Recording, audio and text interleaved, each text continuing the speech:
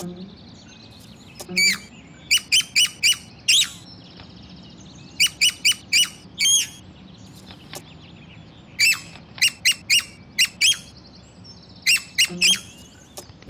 Grid Norway er vår hovedtjeneste å gjøre data om til nyttig informasjon og klare svar. Altså samle inn en mengde med data gir deg ingenting, så vi hjelper kunden med å putte hans kompetanse inn i dataene, sånn at han får ut det som han ønsker å vite noe om. Altså nytteverdien på det systemene vi leverer er jo egentlig å redusere driftskostnader, helt klart.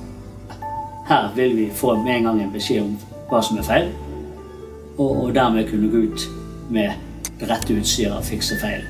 Altså redusere tid på å få tingene tilbake i dette.